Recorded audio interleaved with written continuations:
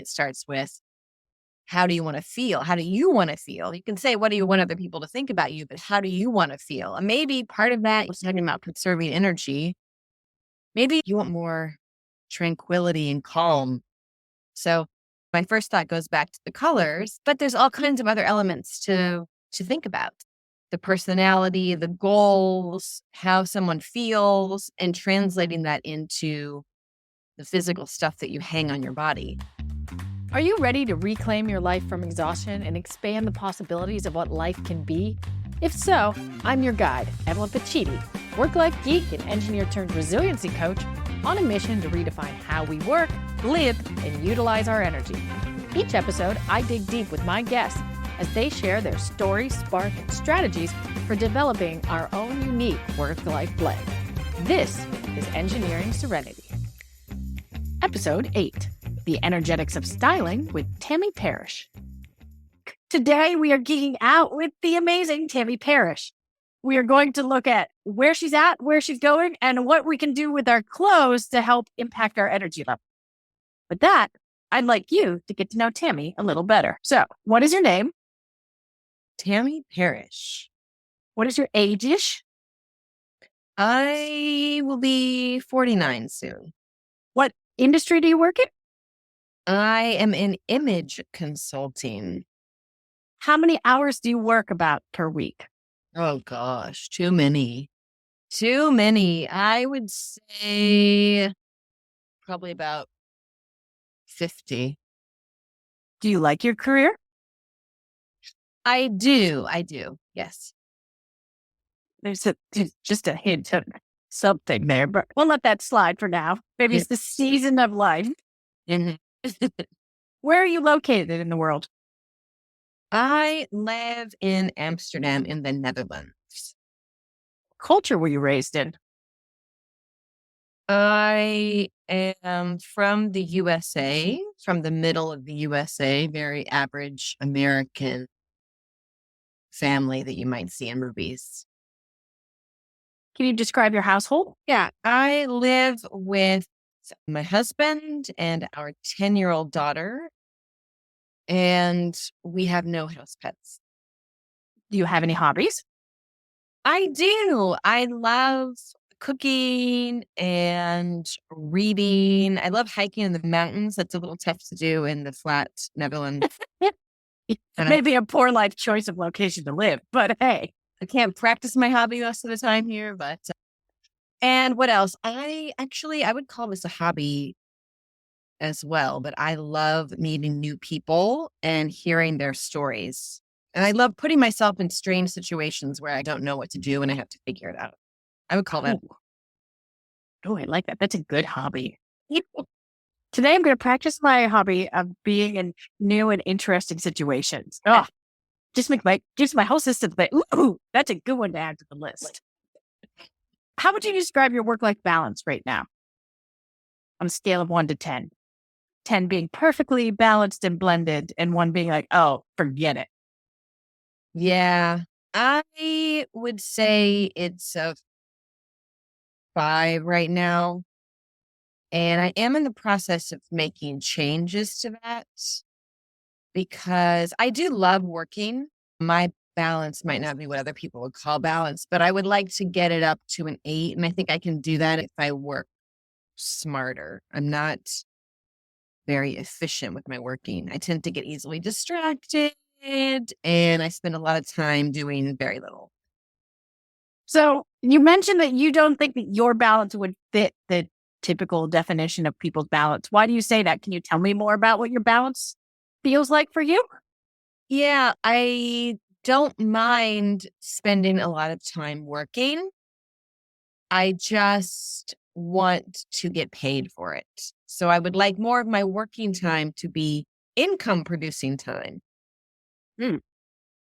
Okay, so work for you is really tied to the income aspects, and the amount of it is not really a problem as long as it's tied to the other aspects.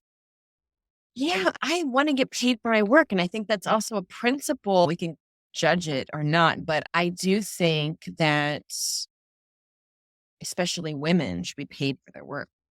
Oh, there's so many things to think about there. On the life side, are there certain aspects that make you feel like that balance is in place?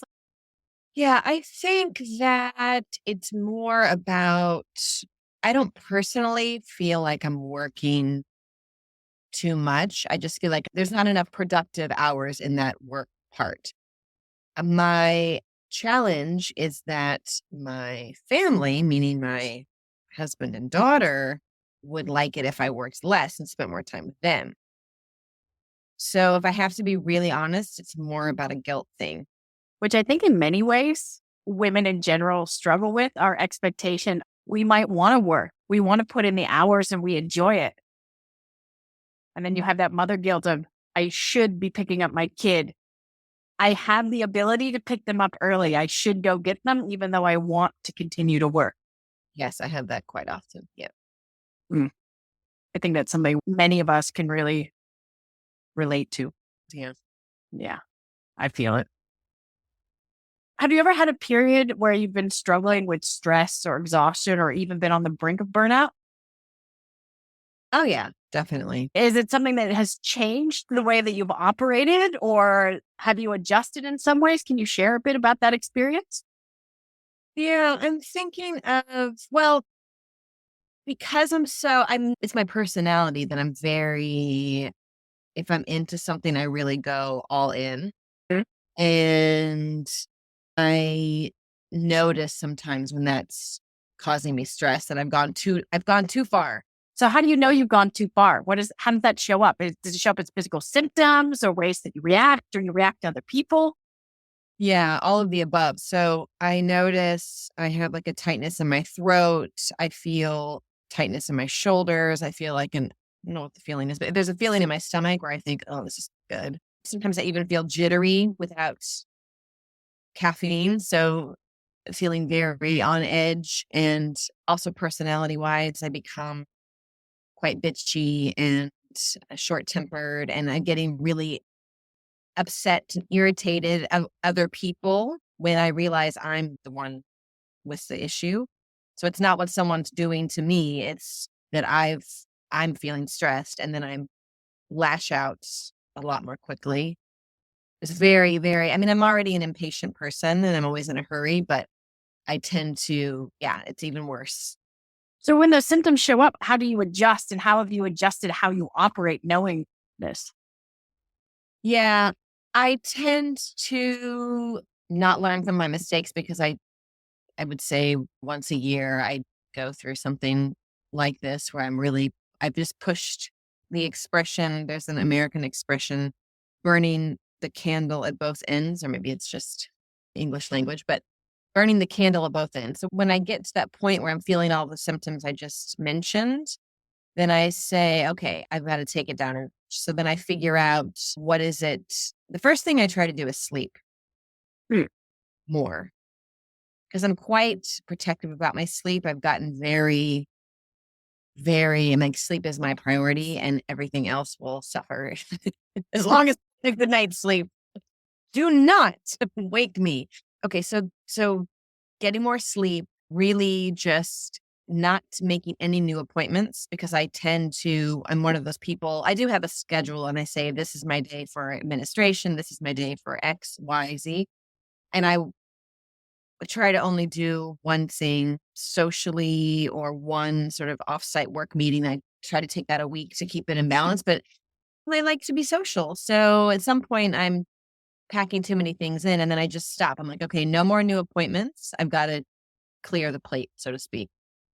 So the sleep, the no new appointments, and then really looking at what's coming up in the next couple of weeks and what are all the things I can off, push out to give myself more space because it's really, and honestly, post COVID, I am more sensitive to over planning because I got so used to having a very empty agenda. And what's interesting is that I don't want to go back to too much.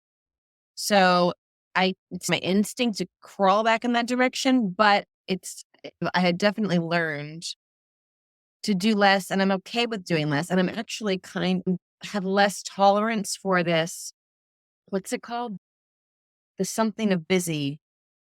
It's like a syndrome where it's like we're prized for being prized, that's Dutch, Oh, yeah. for being busy, the of busy. It was like, it's a seen as a badge of honor. Like, oh yeah, if you're smart and you're talented, then you got too much to do. And that's the way it's supposed to be. It's like if you finish a project 2 days before, it is less valuable than if you pulled an all-nighter and finished 2 minutes before. Yeah. And then I think in a bigger sense, then I start thinking, where does that come from? Isn't it really just all tied back to capitalism, and we've been trained to do that. We're supposed to produce stuff to make money for someone. So What is our value if we're not producing something? yes. So I'm very conscious of that now, and trying in different ways to, I don't want to use the word dismantle. It sounds very, but yeah, to try and break it down and avoid falling into that busy syndrome. I don't want to be busy. So there's a difference between, for you, busy and being productive, because you actually opened our conversation saying that you want to be more productive, maybe intentional Yeah. with the time that you use without it being busy.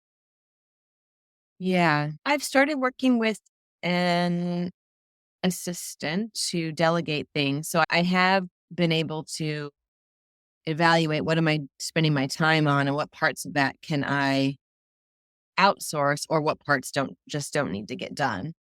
Another option. So I've gotten better about that. I think what would help me is if I were more consistent about planning, because I think that it boils down to, because I lack a plan, I find myself back in that treading water kind of phase, or just doing the stuff on my list and losing sight of the goal. Yeah. Do you consider yourself more of a detail person versus a big picture person? You know what I think it is? I'm a very creative person, but I think, and I've really always been allowed, I'm thinking even when I was a kid living in my parents' home, I was allowed to pursue the creative parts, but I was pressured into being a perfectionist. So I think I've put a lot of time into, and my sort of default is to go and try to make all the details perfect when it's actually not my strength. Hmm. I'm actually better at bigger picture, but the detail is my default, I guess. But when you look at it, I spent years and years organizing fundraising events for nonprofit organizations. And I look back and think it's a miracle that nothing really bad ever happened, because how was I in charge of all of these details? I can do it, but I don't enjoy it. So why was I torturing myself and as having that as a career? So this is really interesting so you're an image consultant and you help do signature looks and styling and all that kind of stuff. And in many ways, I always think that's a details game. Yeah. And maybe I have a wrong perception of that. Yeah, I think it is. I think the part that's easy to teach. So on the topic of creating a signature look, which is an energy saver, time saver. Now you're talking my language. I'm listening. Energy saver, signature look. Tell me more. Tell me more. So some people really want to express themselves visually through their appearance and find it fun to do that themselves. So they don't mind and they enjoy putting a lot of time into it. Other people think, okay, I understand image is important. We make 95% of our decisions based on the subconscious brain, which is reacting to things like how you look, how you smell. So they realize image is important.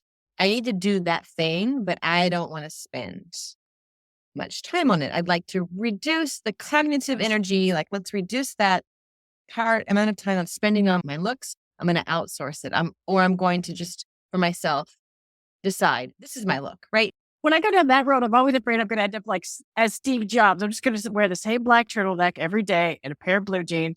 Or a lot of, I think the minimalist Matt Diavelli on YouTube, he wears the same black, simple cotton t-shirt. I was like, but what if I don't want a black turtleneck every day for my signature look?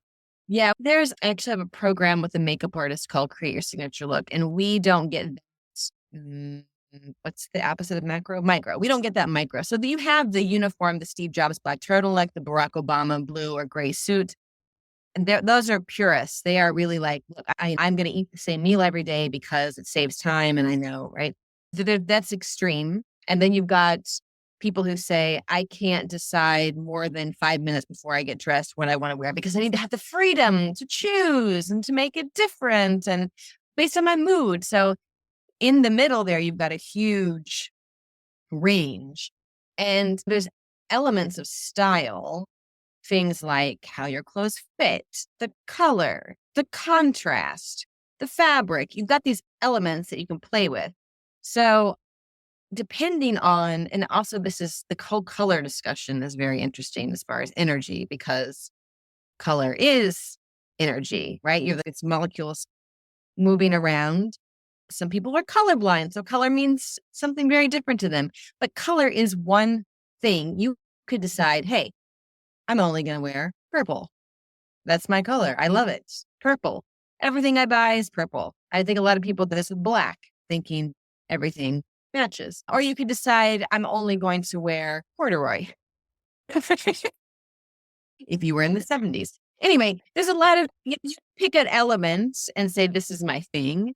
But the creative element for me is really, it's not just about, I work in banking, so I'm only going to wear crisp fabrics because that communicates authority and power. And that's what I want everyone to think about me. The bit about the signature look starts with your personality. It starts with, how do you want to feel? How do you want to feel? You can say, what do you want other people to think about you? But how do you want to feel? And maybe part of that was talking about conserving energy.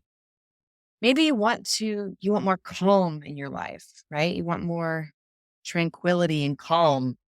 So my first thought goes back to the colors. Certain colors are getting us excited. Like they're not calming colors. Like a fire engine red is not a calming color, but there's all kinds of other elements to think about. Just quickly back to your thing about detail versus big picture. When I'm creating a signature look for someone, I'm taking all these different elements, like the personality, the goals, how someone feels, and translating that into the physical stuff that you hang on your body. So that part of it is creative, but then in the actual execution and what I'm teaching people, because I come up with this look for them, which they then have to carry forward. And at some point, I'm shopping for them in this initial phase, but at some point, they're going to be shopping for themselves. So just teaching, what are some shortcuts? What are some things that work for you? And it could be garment details, right? Like you could say, based on the fact, I'll use myself as an example. I have short legs. I would like the look of longer legs. Okay. I also have quite a large derriere. So in order to balance that out, the bottom of my pants would be wider. So basically what I'm saying is I would know this is the pant shape that I think is the best for me. And I'm being very careful with my words because I don't believe in the whole bodies are fruits and this whole patriarchal idea that you basically a woman has to make her body look like an hourglass. That's a lot of this image consulting and styling is rooted in that. But once I know this is the shape of pant that I like the best, when I look in the mirror, I'm like, oh yeah, I look good. I like this. So that I'm gonna default to that. I know what that is, and it saves me time. I'm not gonna go try on 4 other styles of pants. I'm never gonna wear a crop pant because I don't like the way it looks on me. Period. Done. And then having this in a document, like a visual reference. And for me, words are also important. So I want to know in words and in pictures, yes and no. And then another aid in my field is the virtual closet. So having the contents of your closet. So you've got words and images, yes and no. So could you give me an example of a word? Am I thinking like bell bottom or like pencil skirt? Yes, no? Is that kind of like the word or the image I'm thinking of? Or is it something else like bright red next to my face? No. Well, in the color section, it's a big document, and we're talking about all these different elements of style and what works best for the client. So yes, in the colors, I would say show examples. Muted colors are going to look best next to your skin based on the undertone, based on the contrast between your eyes, your skin, and your hair, etc. So if I'm with someone physically, which doesn't always happen because I work a lot online, but if I'm not with the client, they're making photos, right? And so it's also very helpful to see these photos side by side. Maybe if you try on a bright orange sweater and then next to that you try on a bright fuchsia sweater, you will see a difference in what happens to your face based on the way the light is reflecting off of that color up onto your face. So I do like to show that whether I'm making the photos or the client's making the photos, because it's something we dress based on feeling, right? Like maybe orange looks horrible on me, but I love it. But then I know it's not my best color because if I wear that next to my face, my skin looks green. So why don't I wear orange pants instead? Or wear an orange belt or orange shoes? Or maybe I wear an orange shirt, but I just don't wear it when I have a video presentation because Okay. all the focus is going to be on my face. So there's all these tricks and things about your image that you can, once you learn them, you're not wasting time wondering, is this going to give me the effect I want? Am I going to feel good if I put this on? Because you've either experimented yourself or you've had a professional say, hey, yes and no, and this is why. Okay. So when we're thinking about clothing and energy savings, in many ways, it's about removing decision fatigue. Yes. Well said. And if you know, and talking about the details versus the big picture, you could also say, okay, if I understand in general the feeling that I want to create, both in myself or maybe to others, then I can start to understand which clothes fit in those categories, how I Yes. want to show up in colors or styles, and then continue to move in that direction. Yes. Thank you Okay. for summarizing. So if people want to start playing with these ideas at home already, is there any mini experiments that we can start to do or play with? How do we dip our toe into a wonderful world of creating our own signature look? Especially if you're someone like me who lives in a hoodie with a cat on it every day. Well, the first thing you do, because most of us have quite a few clothes in our closets and drawers that we are not wearing. Why do you think we're not wearing them? Well, that's what I'm going to give as a mini experiment, is to pull those Okay. things out, dust them off. And if you lay them side by side, right? If you lay them out on your bed side by side, you might start to see some patterns.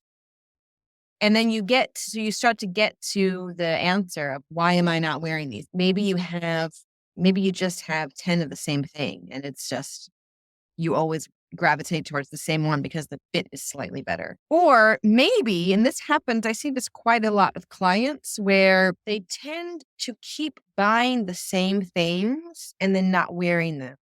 So it's not only about figuring out, why do I keep buying tops with sequins on them and then not wearing them? But it's about, what do those sequins signify? What does the meaning of the sequin? Why am I attracted? What is it about the sequin that makes me want to buy it, and not only want to, but actually buy it? And then why am I not wearing it?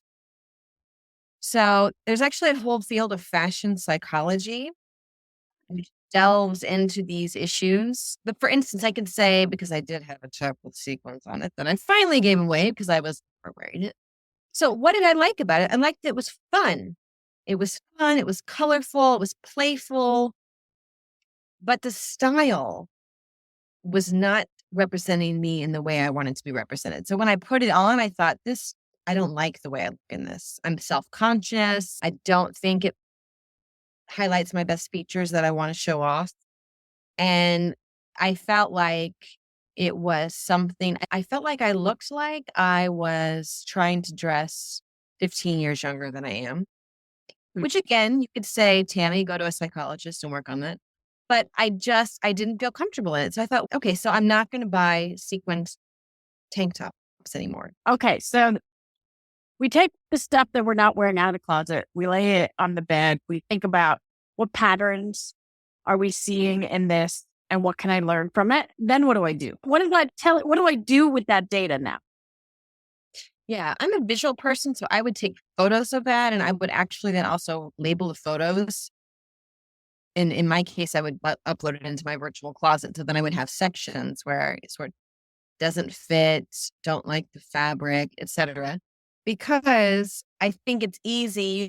You do the exercise and you say, okay, I've determined this, but then it's easy to forget that. So to me, to have that visual reminder of good and bad, like these are the things I like that I want to take forward, and these are the things that I don't want to repeat. And something like a virtual closet, and there are free apps out there for this as well. So you could digitize your entire closet.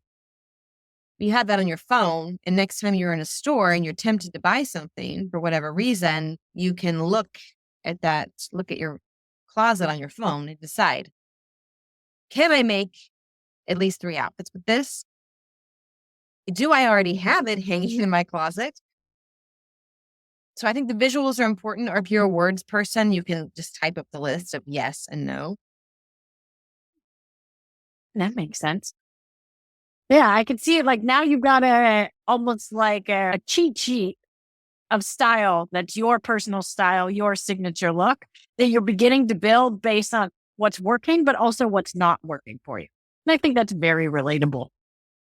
Yeah. And some people, if you don't want to you think, okay, Tammy, I would like to spend less time getting dressed in the morning. However, I'm not going to psychoanalyze my wardrobe.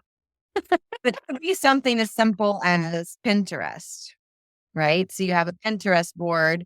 And if you are then, and I think a lot of women nowadays find themselves shopping when they're traveling, because if they're especially on a business trip, they have a few minutes, they get to the airport an hour early, they have an extra half an hour here and they pop into a shop. And also when you're traveling, everything looks more attractive, right? Like, oh, it's a souvenir. Anyhow, you could look at your Pinterest board and say, this thing that I'm thinking about buying, does that fit? Does it fit visually with this Pinterest board? Is this really the look that I feel good in? Or was it beautiful because you're in some exotic location and you are tempted, but actually back home, you're not going to wear it because it's not really you. Yeah. Lots of good things to play with and think about. If people want to learn more about you or what you do or signature looks, where can they find out more about you? Well, I actually, in my own business called The Clothing Compass, I call it a 4-part system. So the first thing I'm doing is editing what you already have. We are editing, styling. So let's make more out of less in your closet. Let's make more out of what you already have, and let's make new outfits. So I'll do that also in the virtual closet. The next phase is planning. So based on what you have, your edited closet, you've got all these new outfits. If you still feel like you're missing something, that's when we make a plan. Okay, what is really missing? What is the bare minimum that you need to fill in your existing wardrobe so that you can make even more outfits? Planning to buy. The last step is shopping. So I think we're all consuming too much, pretty much all of us, myself included. So I would like to see women buying less clothing and definitely less of no fast fashion, these ridiculously low priced items. So once you have a plan, the buying part, is less frequent and there is less of it. So I do personal shopping for clients, and that also takes place in this virtual closet. So that's all on clothingcompass.com. And Create Your Signature Look is its own website. Create Your Signature. Wonderful. Thank you. I'll be sure to include those in the show notes. So to wrap up today's conversation, I'm going to ask you the same 5 questions that I ask all of my guests. Are you ready? Is it timed? I'm kidding. It should be. It could be. Okay. Tammy, what is your definition of wellness? The first thing that comes to mind is mental health. So mental and physical health. What is health? What does it feel like? What is it? Yeah, I guess where my brain goes is that it's one of these overused buzzwords. So yeah, when I hear wellness, I find a little resistance. Like I need to hear more. Like I need to have it explained so that I don't push it in the gray area category in my mind. Yeah, and that's why I'm poking a bit, because one of the reasons I asked this question is because it's such a nebulous word that I want to get a broader definition of what wellness means to people specifically and how does it show up in their lives. So that's why I asked the question, and I'm poking a bit of what does wellness really mean for you? What is your definition of wellness? When do you know that you are well? Yeah. Yeah, I would never use the word, unfortunately, because of all the stigmas around it for me. So you would use health. Yeah, health feels less new agey. Yeah, and what's healthy? I think for me, the mental health is actually more important than the physical health for whatever reason. And I think mental health means that I'm in a really positive headspace where I'm not doing like self-sabotaging and having a lot of negative thoughts and overthinking things. Yeah. Thank you. Yeah. And what does physical health mean? Yeah. To me, physical health is about mobility and feeling like I'm eating well and having enough movement in my life. Thank you. Thank you for taking the moment to dig into wellness. What is your favorite method to recharge during the workday? Go outside and walk. Do you need a long walk, a short walk, or is it just enough? Ideally, I would take a long walk. And I do like listening to, for instance, podcasts while I'm walking, but I have mixed feelings about that. I think the best thing is for me is walk without any extra stimulation. So just walking, no electronic devices. And the challenge for me is that I'm full of ideas and I like the ideas that don't ever stop coming. But when I'm then out in nature with no podcast, the ideas come even faster. So then I feel compelled to write them down. So then I got my phone out, writing all the ideas down. And then the way to get it, well, it doesn't even really help, but I try to focus on the nature, like literally like, look at that bird, look at those trees. Isn't that a cool flower?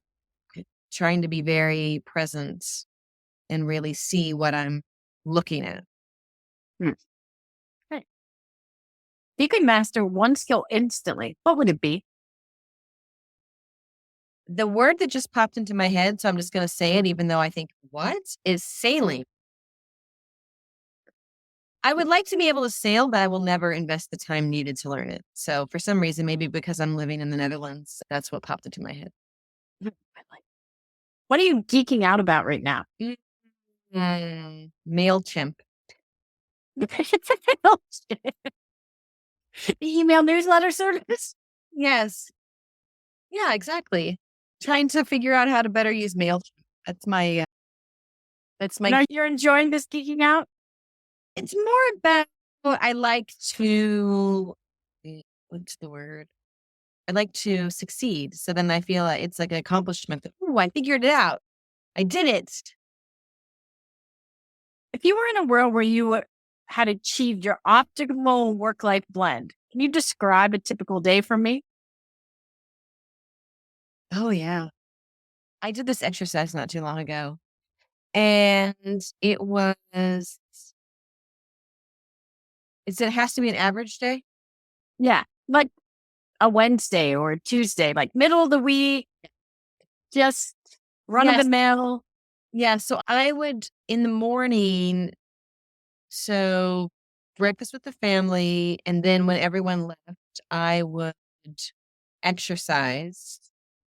So that would be on the clock, let's say, like during working hours. So like around 9 o'clock, I'd exercise, get ready for work, have a concentrated work session, like 50 minutes, and then break for lunch, go for a walk, and then have an afternoon where I was there with the client or doing stuff on the computer, working, right? Having a concentrated work couple hours. And then, yeah, ideally I would stop without feeling guilty around 4:30 and start making dinner. So I have an evil question, but I'm going to ask it anyway. So if this is your ideal day, why do you feel guilty about stopping? Why wouldn't you continue and have dinner magically arrive? Why would I feel guilty if it were ideal? Yeah. Yeah, no, I think that would be right. Yeah, on the perfect day, I wouldn't feel guilty about it. You're right. And maybe that's the trick, because you could also say, well, Tammy, why aren't you doing that now? Why don't you work for yourself? Make it happen. Yeah, the guilt piece is big. Yeah. So as we wrap up today's conversation, is there anything that you want the audience to take away from our discussion today? I think that there's this whole image thing. How we look can be a big part of self-expression, which I think is very empowering. And there's a lot of power in that. So I think maybe for people who haven't thought much about that, to think if there is a way to use your image to boost self-esteem, boost confidence, which is also going to give you more positive energy, right? And then also to think about it, are there ways to streamline that piece for anyone who feels like they're spending too much time figuring out what to wear, for instance? Are there ways to streamline that to reduce the amount of energy that's flowing out? Um, and there's all kinds of tips and tricks for this. And I always say, I'm still in that imitation is the sincerest form of flattery. You don't have to figure it out yourself, right? You can outsource it, but you can also just look around and copy other people's shortcuts. Intrigued or inspired by today's episode, but forgot the details? Don't worry, I've got you covered. Visit engineeringserenity.com for a complete summary of today's episode, including timestamps, links, and other resources for your adventure. Wishing you strength and serenity, Evelyn out.